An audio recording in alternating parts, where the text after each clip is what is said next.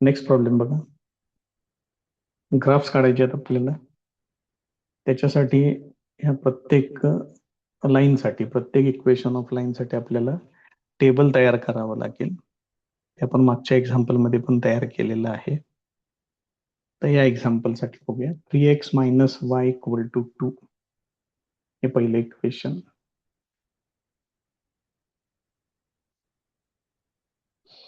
मग याच्यामध्ये x coordinate, Y coordinate आणि एक्स कॉमा वाय.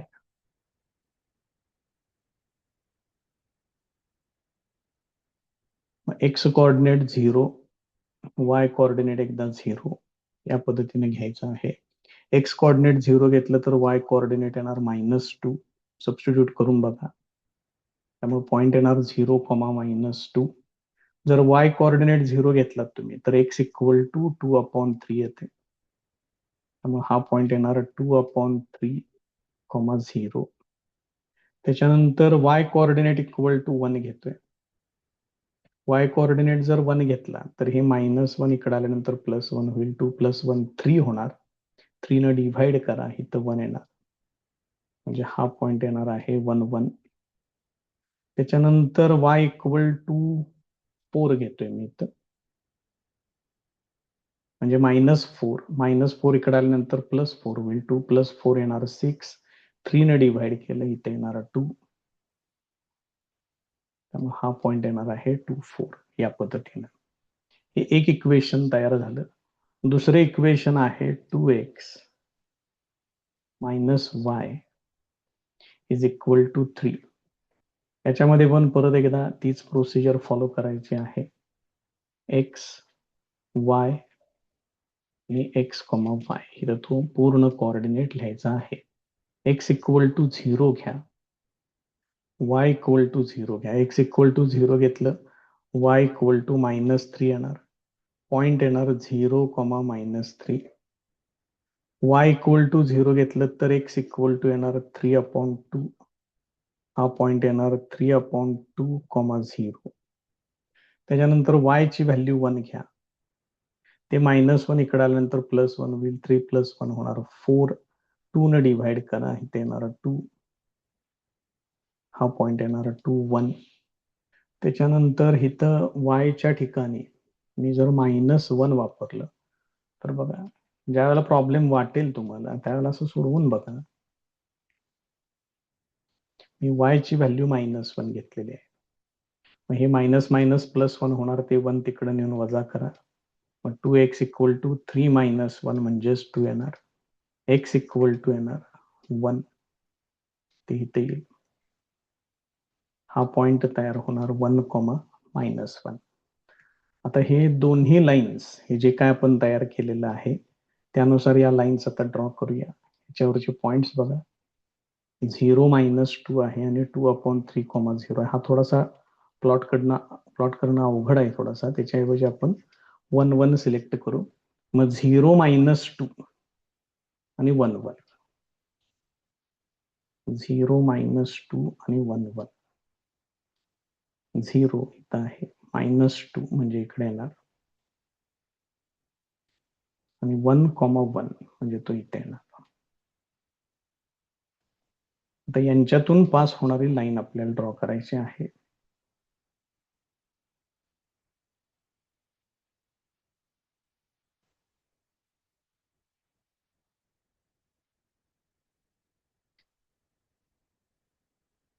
थोडं ऍडजस्ट करून घेते त्याला.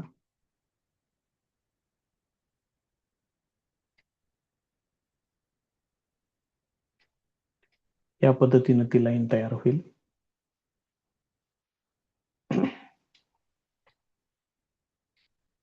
इक्वेशन त्याचं काय होतं त्या लाईनचं? 3x - y equal to 2.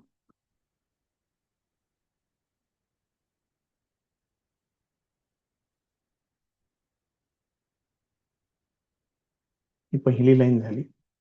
आता दुसऱ्या लाईनसाठी बघा, पॉइंट सिलेक्ट करा. एक आहे 0, -3 आणि दुसरा आहे 3/2, 0. 0, -3 ठीक आहे. हा 3/2 म्हणजे 1.5, 0 आहे. मग 0 - 3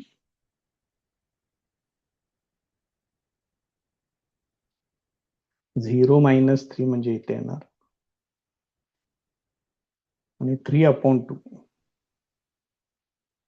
म्हणजे तो इथे येणार 1.5, परत एकदा बघा त्याला तो बरोबर आहे का इथे आहे 3/2 म्हणजेच 1.5 हे 2 पॉइंट आता इथे दाखवलेले आहेत.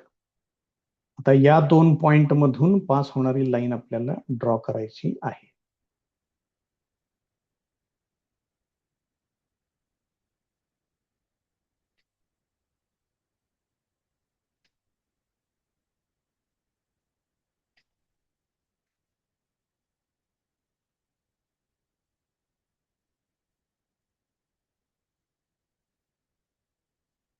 थोडस व्यवस्थित काळजीपूर्वक करा हे काम. थोडस कॉम्प्लिकेटेड होतं इथं कारण फारच अगदी क्लोज टू इच अदर अशा या 2 लाईन्स आहेत.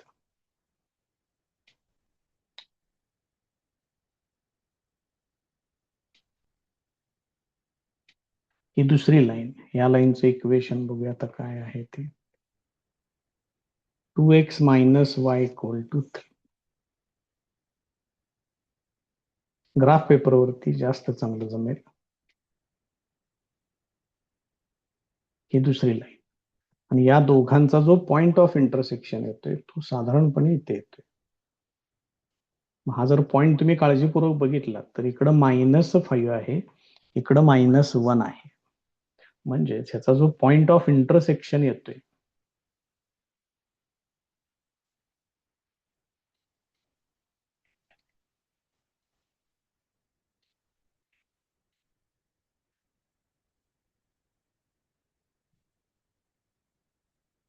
Point of intersection is -1 x coordinate पहिल्यांदा लिहायचा, वाय कोऑर्डिनेट नंतर लिहायचा.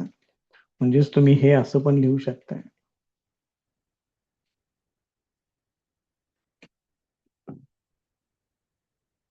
त्यामुळे हे त्याचं आन्सर येईल.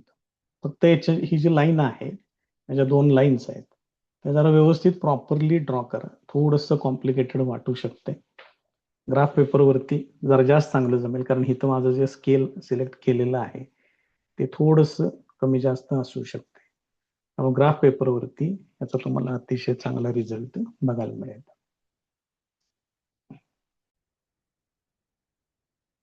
नेक्स्ट प्रॉब्लेम बघा. फर्स्ट लाईनचं इक्वेशन आहे 3x - 4y = -7. इकडं शेजारीच लगेच दुसरं इक्वेशन पण घेतोय असं पण मांडलं तरी चालेल, काही अडचण नाही. फार मोठं असं काही विशेष याच्यामध्ये काम नाही. फक्त जेव्हा सोडवायचं असेल त्यावेळेस जरा बाजूला सोडवा फक्त. इथं x, y coordinates x, y. आता याच्यामध्ये तुम्ही x 0 घेतलं तर 7/4 येणार, y 0 घेतलं तर 7/3 येते. हे जरा जास्त कॉम्प्लिकेटेड होते. आता याच्यामध्ये तुम्हाला जरा वेगळ्या व्हॅल्यूज जरा सिलेक्ट कराव्या लागतील. जर मी x = 1 घेतलं, बघा इथं 1 वापरतोय, x = 1 वापरलं तर हे इक्वेशन कसं होईल 3 × 1 - 4y = -7 होईल. म्हणजेच हे 3 तिकडे नेऊन वजा करावे लागतील तुम्हाला. म्हणजे हे किती होणार -4y = -7 - 3 म्हणजेच हे येणार -10. त्यावेळेला y ची व्हॅल्यू -4 ने इकडे डिव्हाइड केलं की ते येणार 2.5 येणार. बघा हे असे कॉम्प्लिकेटेड येतात पॉइंट्स. त्यामुळे हे जरा थोडंसं तुम्हाला काय करावं लागेल व्यवस्थित जरा सिलेक्ट करावं लागेल, हे लक्षात ठेवा. म्हणजे इथं तुम्हाला पहिला पॉइंट असा मिळेल 1,2.5 असा पहिला पॉइंट मिळेल. दुसरा पॉइंट आता अशी व्हॅल्यू निवडली पाहिजे की तिथं 4 2 8 -8 होणार, आल्यानंतर प्लस होणार, परत 1/3 येते. याला आणखीन काही सोपं करता येईल का जरा बघूया थोडस. एक मिनिट मी याला जरा बाजूला काढतो इथनं.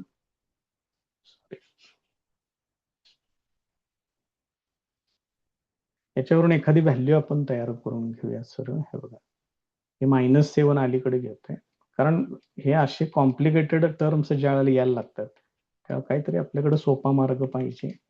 म्हणजेच ह्याच्यावरून y इक्वल टू किती येईल? 3x plus 7 divided by 4. आता तुम्ही एक्सच्या व्हॅल्यूज याच्यामध्ये ट्राय करू शकता. एक्स इक्वल टू 2 घेतलं तर किती होणार? 3 इंटू 2 6 प्लस 7 भाग जात नाही. तर एक्स इक्वल टू 3 घ्या. आता येते बघा इथं. एक्स इक्वल टू जर मी इथं 3 घेतलं तर हे किती होणार? 3 इंटू 3 9. 9 इंटू 7 16 डिव्हायडेड बाय 4 म्हणजे इथे येते 4 येते. हा थोडासा पॉइंट पण मी जरा थोडासा पुढे घेतोय 3 4.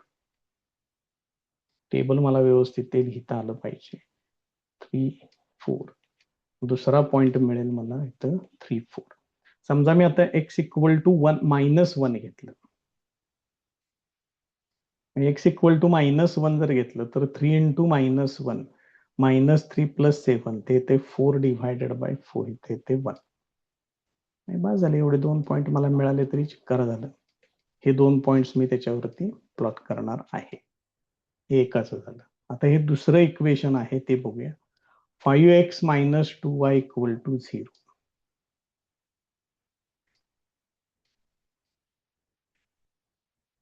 आणखी एखादा पॉइंट पाहिजे असेल तर तुम्ही वाढवू शकता. इथं काही अडचण नाही त्याच्यात. 5x - 2y equal to 0. याच्यामध्ये जर मी x इक्वल टू 0 घेतलं तर y इक्वल टू 0 येते. वापरून बघ. याच्यामध्ये फक्त x आणि y ची टर्म आहे. कॉन्स्टंट टर्म नाही. कॉन्स्टंट म्हणजे हे बघा, ह्या इक्वेशन मध्ये किती होतं? -7. तसं कोण नाही आहे इथं.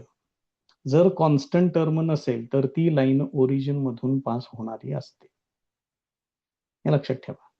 आता याच्यामध्ये आपल्याला व्हॅल्यू सिलेक्ट करताना मात्र जरा काळजीपूर्वक सिलेक्ट कराव्या लागतील. एक्स ची व्हॅल्यू मी आता 2 घेतो याच्यात. मग एक्स ची व्हॅल्यू जर 2 घेतली तर इथे किती होणार? 5 इंटू 2 ते होणार 10. सोडवते इकडे बाजूला. 10 मायनस 2y इक्वल टू 0 येईल. म्हणजेच 2y इक्वल टू 10 येणार. म्हणजेच y इक्वल टू 5 येणार. इथे 2,5 झालं. आता x इक्वल टू 2 घेतलेला आहे. y इक्वल टू 5 घेतोय. तेच येणार परत. आता त्याच्याच पटीत पुढे वाढवूया. x इक्वल टू जर 1 घेतलं तर ते फ्रॅक्शन मध्ये येईल. ठीक आहे, घेऊया. आता काय पर्याय नाही दुसरा काय. x इक्वल टू 1 घेतलं तर हे काय होईल बघा बरं. 5 मायनस 2y इक्वल टू 0 येणार. म्हणजेच 2y इक्वल टू 5 येणार. म्हणजे y इक्वल टू येणार 5/2 म्हणजेच 2.5 येणार. म्हणजे हा पॉइंट येतोय 1,2.5. आणि एखादा पॉइंट पाहिजे असेल तर घ्या. याच्यामध्ये काय आता अडचण नाही. 5 इंटू 4 केलं तर 20 होणार. पण तो दाखवायचा कसा पॉइंट असं येते. मग बाकीचे सगळे तुमचे हे 2 बाद झाले एवढे. बाकीचे पॉइंट तुम्ही जे काही घ्याल ते सगळे फ्रॅक्शन मध्येच येतील. मग याच्यातले हे 2 पॉइंट पहिल्यांदा घेऊया. 3 4 आणि -1 1. 3 4 -1 1. इथं 3 आहे. इथं 4 आहे. तो पॉइंट साधारणपणे इथे येईल. 3 4 आणि -1 1 -1 1. तो साधारणपणे येतील. परत एकदा पॉइंट बघूया आपण काय आहेत ते. 3 4 आणि -1 1 बरोबर.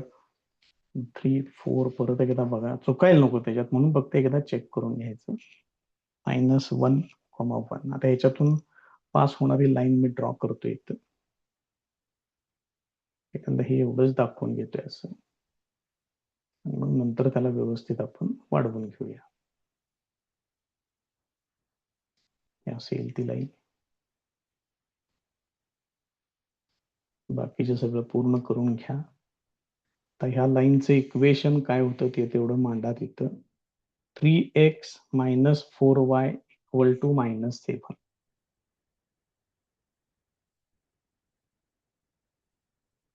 3x - 4y इक्वल टू -7 हे असेल. आता दुसऱ्या लाईन साठी बघा काय काय आहे ते. 5x minus 2y equal to 0 आहे. एक पॉइंट तर 0 0 आहेच, दुसरा आहे 2,5. मग 0 0 जो आहे तो इथे येईल आणि 2,5 तो इथे येईल.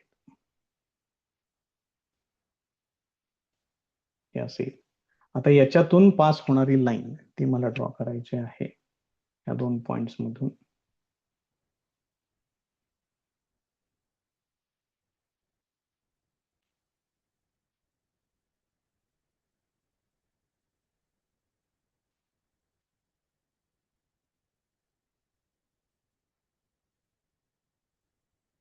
या लाईनचं इक्वेशन आहे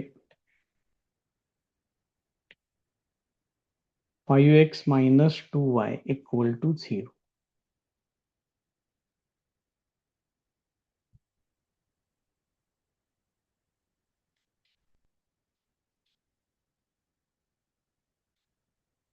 हे या लाईनचं इक्वेशन आहे. आता याचं जर पॉइंट ऑफ इंटरसेक्शन तुम्ही जर बघितलात, तो थोडासा जरा काळजीपूर्वक बघा कसा येतोय. तो पॉइंट हित आहे बघा.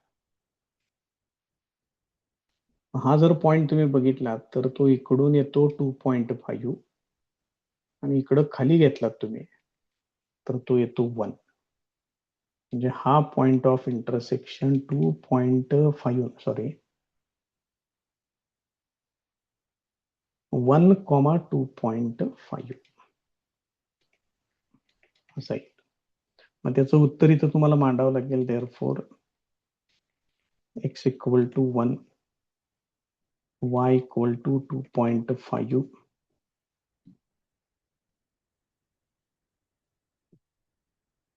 therefore point of intersection is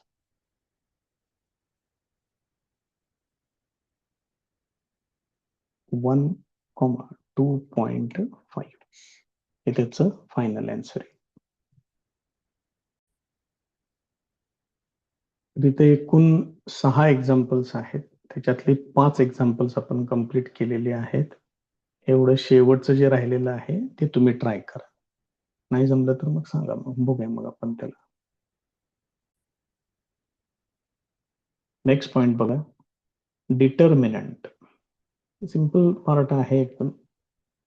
तर अशा 4 संख्या अरेंज केलेल्या असतील, इथं दाखवलेलं आहे अशा पद्धतीनं.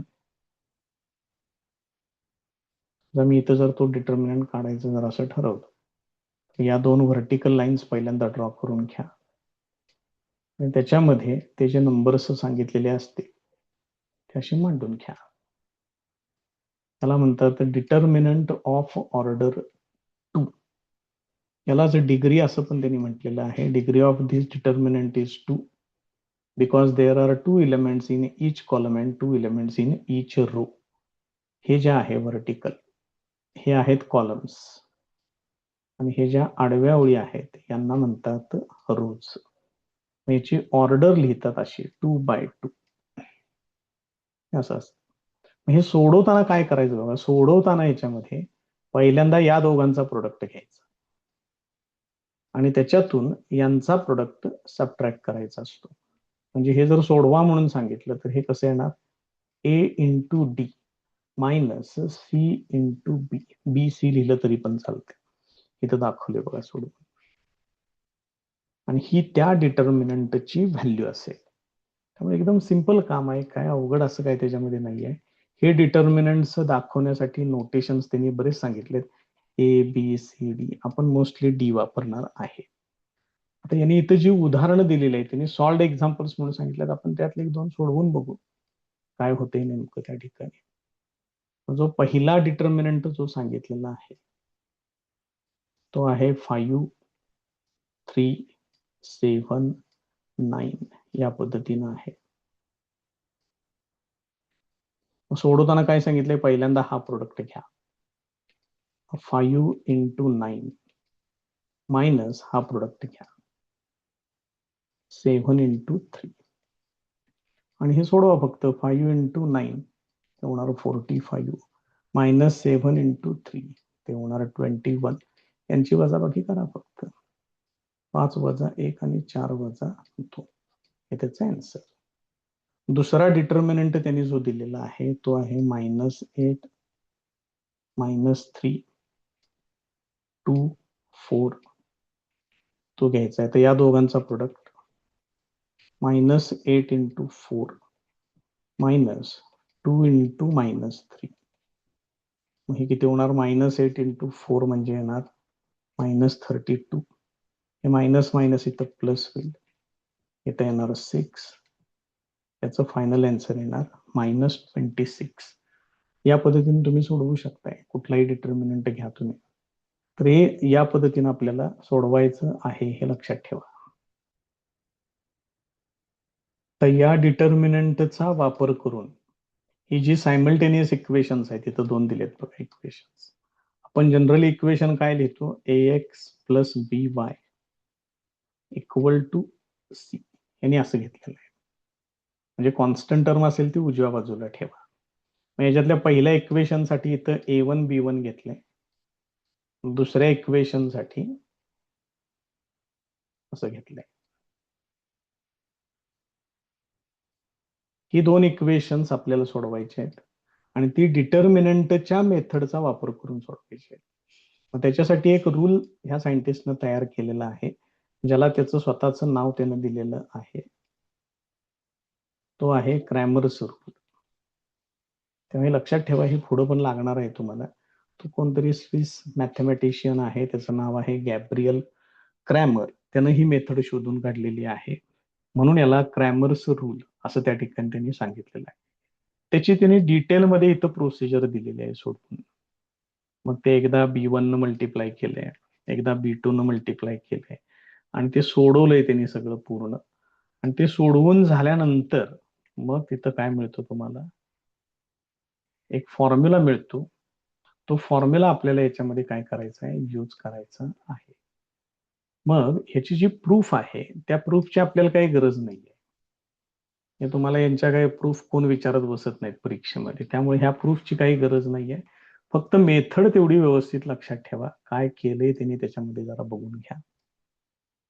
मी परत एकदा ती 2 इक्वेशन्स इथं मांडून घेतोय. पहिलं इक्वेशन होतं a1x plus b1y is equal to c1. दुसरं इक्वेशन आहे a2x plus b2y is equal to c2. मग आता याच्यातून काय करायचं बघा, 3 डिटर्मिनंट्स तयार करायचे बघा. डी dx आणि dy. मग डी मध्ये काय घ्यायचं आहे? डी मध्ये हे कोइफिशियंट घ्यायचे. हा फर्स्ट कॉलम आहे बघा, a1 a2. b1 b2 हा सेकंड कॉलम आहे. हा झाला तुमचा डिटर्मिनंट डी तयार झाला. ज्यावेळेला तुम्हाला dx तयार करायचं त्यावेळेला काय करायचं?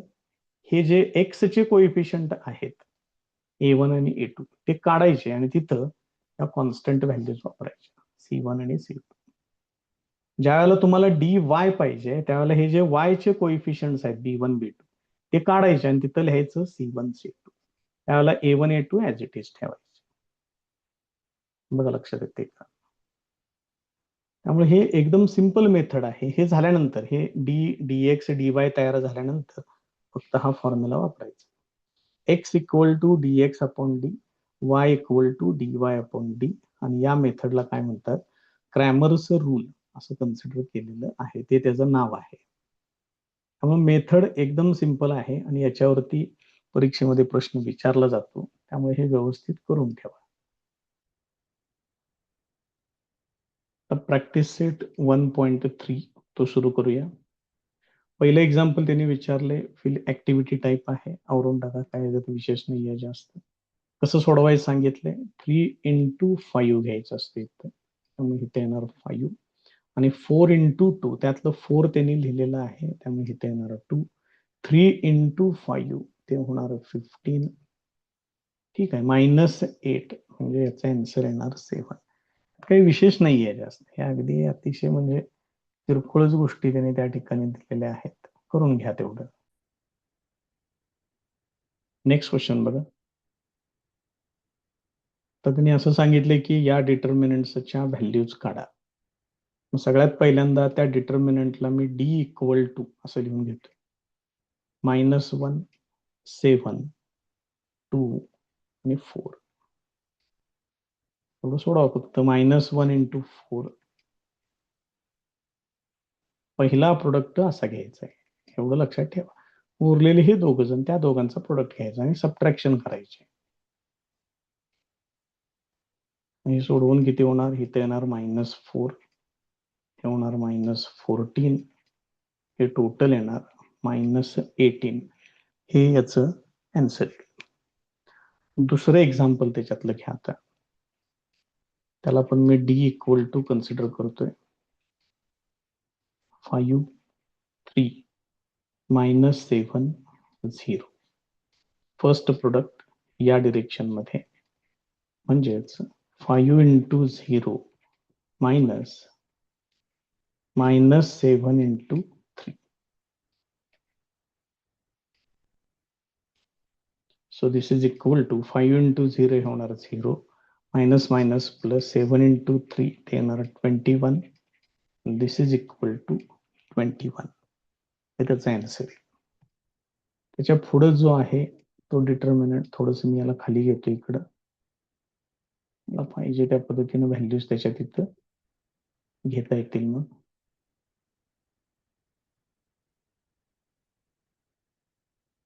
तिसरं एक्झाम्पल त्याच्यातलं, तो डिटर्मिनंट मी घेऊन घेतोय. 7/3, 5/3, 3/2 आणि 1/2.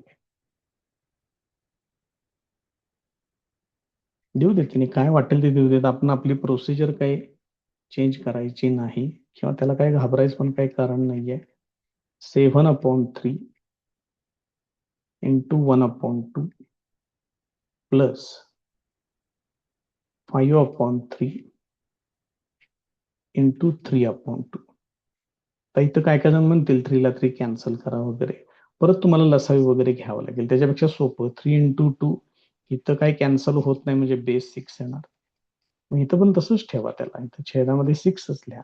5 × 3 ते होणार 15. आता इथं लसावी घ्यायची काही गरज पडणार नाही, डायरेक्ट मी यांची बेरीज करू शकताय. 15 आणि 7 ते होणार 22/6. म्हणजेच हे येणार किरकोळ. याचं सिम्प्लिफिकेशन करून घ्या. 11/3. काय झालं, मी इथं सबट्रॅक्शन, बघा हे असं होतंय बघा काहीतरी. इथं सबट्रॅक्शन पाहिजे. मायनस मायनस तरी गडबड होती. आता हे किती होणार? 7 - 15 होणार. हे सगळंच आता काढतो. 7 - 15 म्हणजे हे येणार -8/6 होणार, म्हणजेच -4/3 हे असेल. हे त्याचं फायनल आन्सर आहे. इथं सबट्रॅक्शनच पाहिजे बरं का मध्ये, एवढं लक्षात ठेवा. आपण आधीच सोडवलं बरोबर, तर काय आलं कुणास ठाऊक डोक्यामध्ये, त्यामुळे हे चुकलं इथं. -4/3. आता बघा पुढचा क्वेश्चन काय आहे. Solve the following simultaneous equations using Cramer's rule. आता क्रॅमर्स रूलचा आपल्याला वापर करायचा आहे. त्यातलं फर्स्ट एक्झाम्पल बघा. 3x - 4y = 10 हे पहिलं इक्वेशन, आणि दुसरं इक्वेशन आहे 4x + 3y = 5. मग हे काय करायचं? a1x + b1y = c1 आणि a2x + b2y = c2 याच्याशी कम्पेअर करायचं. मग तुम्हाला या सगळ्या व्हॅल्यूज मिळतील. देअरफॉर a1 = 3, b1 = -4, इथं चिन्हांच्याकडे लक्ष द्या, c1 = 10. हे पहिल्या इक्वेशन वरून झालं. दुसऱ्या इक्वेशन वरून काय काय मिळते बघा. a2 = 4, b2 = 3 आणि c2 = 5. हे असं मिळेल. आता मला एक एक एक एक डिटर्मिनंट्स त्याचे तयार करत गेले पाहिजे. मग पहिला डिटर्मिनंट आहे कॉमन डिटर्मिनंट डी. मग डी कसा आहे बघा, मगाशी लिहून दिलेलं होतं तुम्हाला. a1 b1 आणि a2 b2. A1 B1 आणि A2 B2. A1 B1 आणि A2 B2 व्हॅल्यूज घ्या. 3 मायनस 4 हे A1 B1. A2 B2 म्हणजे 4 आणि 3. तर हे सोडवायचं आहे फक्त. मग 3 इंटू 3 एक कंप्लीट सोडवून दाखवा व्यवस्थित, आणि तिथून पुढे तुम्ही डायरेक्ट सोडवलं तरी चालते. 4 इंटू मायनस 4 म्हणजे हे किती येणार? 3 इंटू 3 हे होणार 9, मायनस मायनस प्लस हे होणार 16. 9 प्लस 16 इक्वल टू 25. ही एकाची व्हॅल्यू तयार झाली. त्याच्यानंतर मला पाहिजे आहे dx. मग dx ला काय करायचं बघा, हे A1 A2 काढून तिथं घ्यायचं आहे C1 C2. हे B1 B2 आहे असं ठेवा. मग C1 C2 कोण आहेत जरा व्यवस्थित बघा. C1 आहे 10, C2 आहे 5, B1 B2 as it is म्हणजे -4 आणि 3 हे असेल. आता हे सोडवून घ्या. 10 इंटू 3 मायनस 5 इंटू -4. मग 10 इंटू 3 ते येणार 30, मायनस मायनस प्लस 5 इंटू 4 ते होणार 20. हे टोटल येणार 50. त्याच्यानंतर मला थर्ड डिटर्मिनंट तयार करायचं आहे dy. मग त्याच्यात काय करायचं, हे तसंच ठेवायचं आहे A1 A2, आणि हे B1 B2 काढून त्या ठिकाणी C1 C2 घ्यायचं आहे.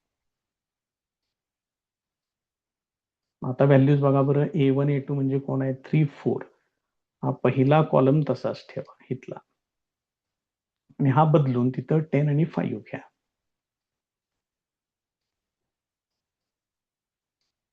तर हे सोडवायचं.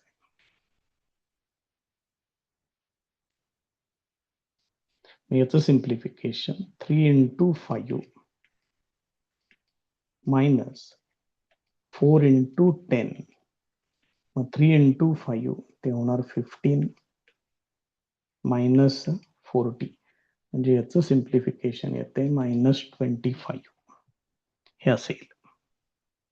आता ह्या सगळ्या तुमच्या व्हॅल्यूज तयार झाल्या. परत एकदा हे डी आहे, हे dx आहे, आणि हे आहे dy. आता तिथं क्रॅमर्स रूल असं जरा उल्लेख करा फक्त तिथं. बाय क्रॅमर्स रूल या आठवणीनं मांडत चला, हे महत्वाचं आहे त्याच्यातलं. x equal to dx upon d आणि y equal to dy upon d हे असं घ्यायचं आहे. देअरफॉर आता याच्यामध्ये व्हॅल्यूज वापरा. x इक्वल टू dx ची व्हॅल्यू आहे 50, d ची व्हॅल्यू आहे 25, y इक्वल टू dy ची व्हॅल्यू आहे -25, d ची व्हॅल्यू आहे 25. तर हे सिम्प्लिफाय करा म्हणजे तुम्हाला आन्सर त्याचं मिळेल. Therefore x equal to 2, y equal to -1.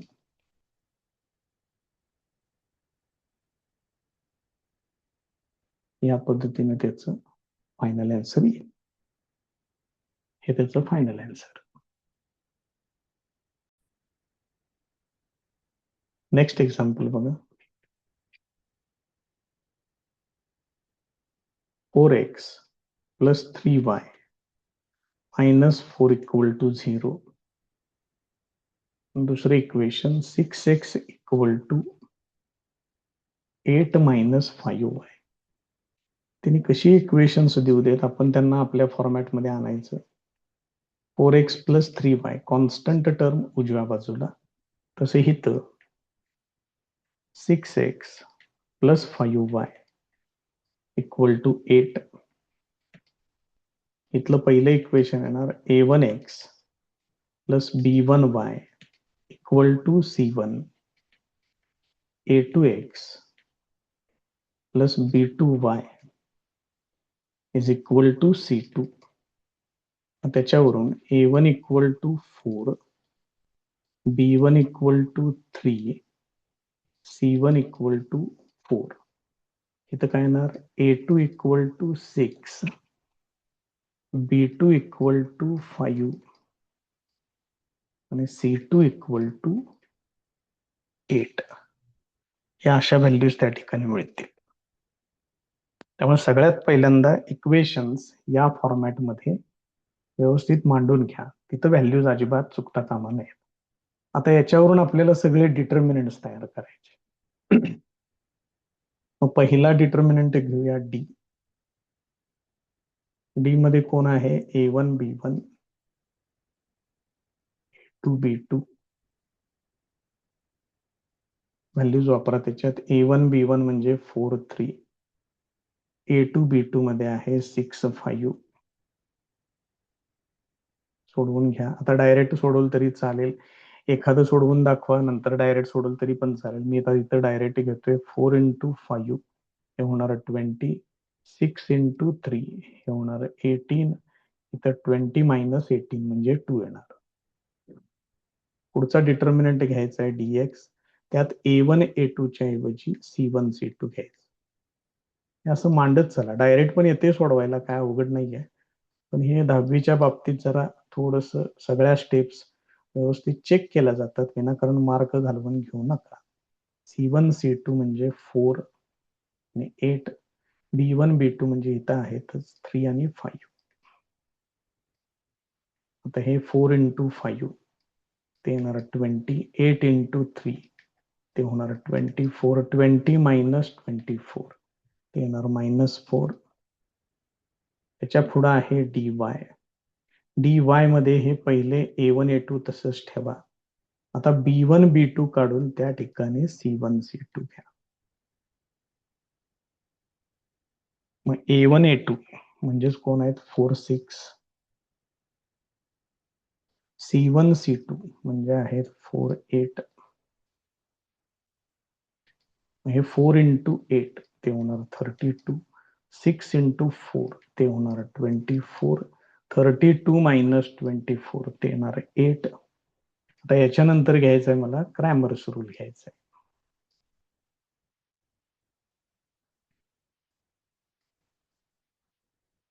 त्यामुळे हे आठवणीनं लिहा. हे नसेल तरी सुद्धा मार्क कट करणारे शिक्षक अवेलेबल आहेत.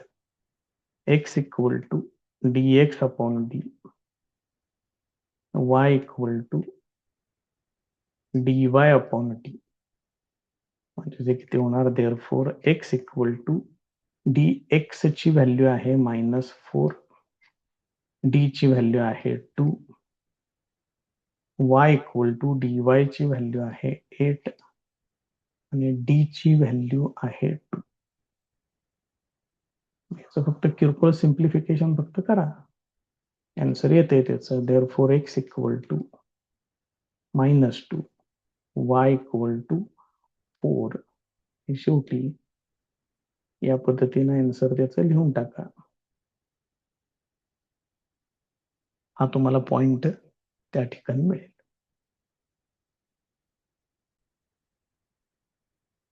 नेक्स्ट एक्झाम्पल बघा. x plus 2y equal to -1 आणि 2x minus 3y is equal to 12. यांच्या खाली ती इक्वेशन्स मांडूया, standard equations. a1x plus b1y equal to c1, a2x plus b2y equal to c2. याच्यावरून तुम्हाला सगळ्या व्हॅल्यूज मिळतील. a1 इक्वल टू, इथं काय नाहीये एक्सच्या आधी, म्हणजे ते 1 घ्यायचं. b1 इक्वल टू 2 आहे आणि c1 इक्वल टू -1. तसं इथं a2 equal to 2, b2 equal to -3 आणि c2 इक्वल टू 12. आता या व्हॅल्यूज वरून परत एकदा सगळे डिटर्मिनंट व्यवस्थित तयार करायचे. मग डी इक्वल टू, पहिला डिटर्मिनंट आहे A1 B1 A2 B2. इथं काय येणार A1 B1 म्हणजे येणार 1 2, A2 B2 म्हणजे येणार 2 -3 तो असेल. त्याचं सोडवून घ्या. 1 इंटू -3 ते येणार -3 आणि 2 इंटू 2 ते होणार 4 म्हणजे -3 -4 हे ते -7. त्याच्यानंतर घ्या dx. dx मध्ये a1 a2 च्या ऐवजी घ्यायचं आहे c1 c2. ते घ्यायचं आहे b1 b2. c1 c2 च्या व्हॅल्यूज आहेत -1 आणि 12. b1 b2 ते आहे असेच, ते तयारच आहे तिथं 2 आणि -3 हे असेल. तर हे सोडवा. -1 इंटू -3 ते येणार 3 -12 इंटू 2 12 2 24 होणार. 3 -24 म्हणजे हे येणार -21. त्याच्यानंतर घ्यायचं आहे मला dy. मग dy मध्ये a1 a2 तर तेच राहणार 1 2 a1 a2 आणि b1 b2 बदलायचे, तिथे घ्यायचं c1 c2. मग a1 a2 आहेत 1 2, c1 c2 आहे -1 आणि 12.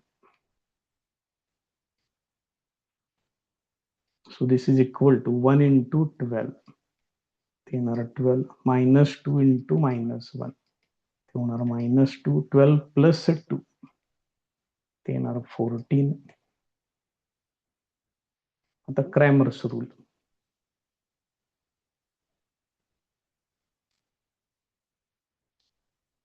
त्याचा आठवणीनं उल्लेख करा.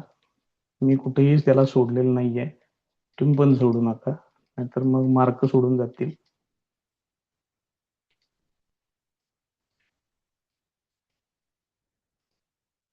असेल त्याच्यामध्ये व्हॅल्यूज वापरा. x इक्वल टू dx आहे -21, d ची व्हॅल्यू आहे -7, y इक्वल टू dy ची व्हॅल्यू आहे 14 आणि d ची व्हॅल्यू आहे -7. तर याचं फक्त सिम्प्लिफिकेशन करा. therefore x इक्वल टू हे मायनस मायनस कॅन्सल होईल. 7 ने इथं भाग घालवा. 7 त्रिक 21. इथं मायनस मात्र कॅन्सल होणार नाही, मायनस पुढे शिल्लक राहील. 7 इंटू 2 या पद्धतीने येईल. त्यामुळे ह्याचं जे फायनल आन्सर जे येणार आहे ते आहे 3 आणि -2.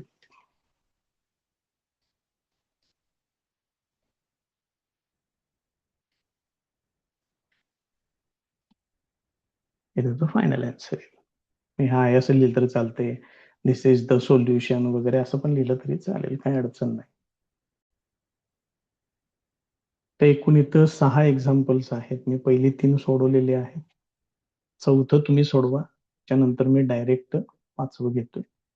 चौथं तुम्हाला होमवर्कसाठी राहील. 5th एक्झाम्पल घेणार आहे.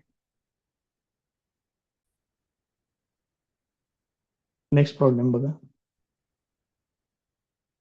त्यातलं पहिलं इक्वेशन आहे 4m + 6n is equal to 54 दिलेलं आहे.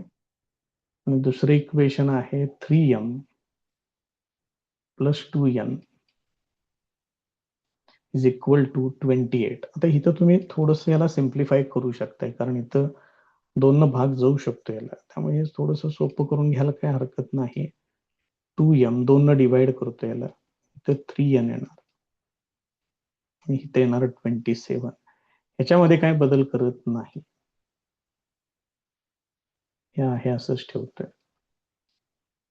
आता याला आपल्या स्टँडर्ड इक्वेशन्स बरोबर कम्पेअर करून घ्या.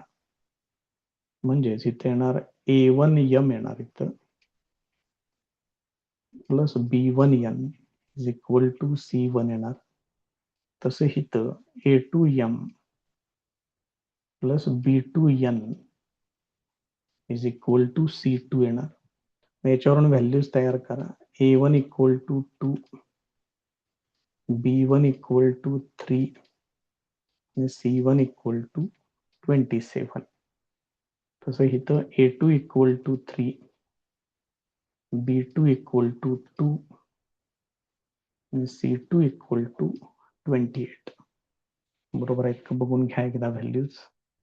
आता सगळे डिटर्मिनंट्स तयार करून घेऊया. ह्या 3 व्हॅल्यूज आपल्याला मिळाल्या की आपलं काम सोपं होईल थोडंसं.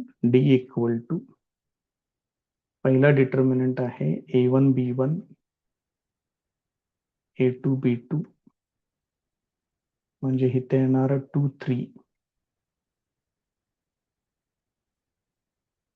आणि इकडे येणार आहे 3 2. बघा व्हॅल्यूज वापरलेले आहेत तिथं. इथे येणार 4 मायनस 9 म्हणजे हे येणार आहे -5. त्याच्यानंतर मला पाहिजे आहे dx. dx मध्ये हे A1 A2 काढायचं आहे, तिथं C1 C2 घ्यायचं आहे. B1 B2 तसंच ठेवा. C1 C2 कोण आहेत? 27 आणि 28. ठीक आहे. आणि B1 B2 म्हणजे 3 आणि 2. हे किती होते बघा? 27 गुणिले 2 म्हणजे ते येणार 54. 28 त्रिक ते 84. करून बघा गुणाकार. 20 त्रिक 60, 8 त्रिक 24, 84. 54 मायनस 84 म्हणजे हे येणार -30. त्याच्यानंतर आहे dy. dy मध्ये काय करायचं आहे? हे A1 A2 x चे कोइफिशियंट तसंच ठेवा. y च्या कोइफिशियंटच्या ठिकाणी C1 C2 वापरा. मग A1 A2 म्हणजेच काय 2 3 तसेच ठेवा. आणि C1 C2 ते आहेत 27 आणि 28. 27 आणि 28. मग पहिला प्रोडक्ट असा घ्यायचा असतो, त्याला चुकवायचं नाही. मग 28 इंटू 2 28 दुने ते होणार 56. 27 त्रिक ते होणार 81. 56 आणि 5 61 म्हणजे ह्याचं येणार -25. वजाबाकी करून बघा बरोबर येते किंवा नाही. आता याच्यावरून घ्यायचंय मला तर क्रॅमर्स रूल कडे जायचंय.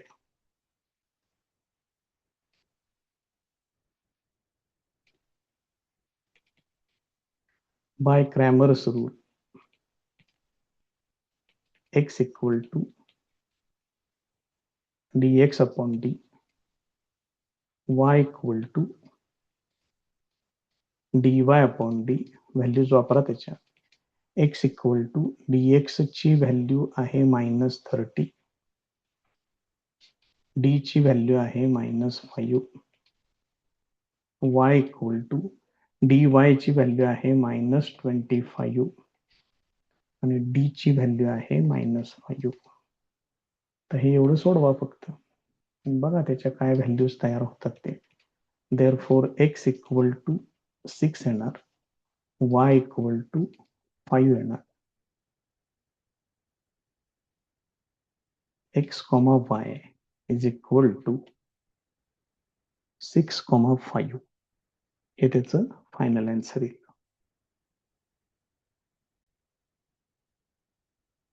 नेक्स्ट एक्झाम्पल बघा. 2x plus 3y is equal to 2 हे पहिले इक्वेशन आहे. दुसरे equation x minus y upon 2 is equal to 1/2. आता पहिल्या इक्वेशन मध्ये काय अडचण नाही. इथं दुसऱ्या इक्वेशन मध्ये इथं दोन्ही ठिकाणी 2 दिसतंय. पूर्ण इक्वेशनला 2 न मल्टिप्लाय करा म्हणजे इथं 2x येणार, इथं y येणार, इथं 1 येणार. आता हे इक्वेशन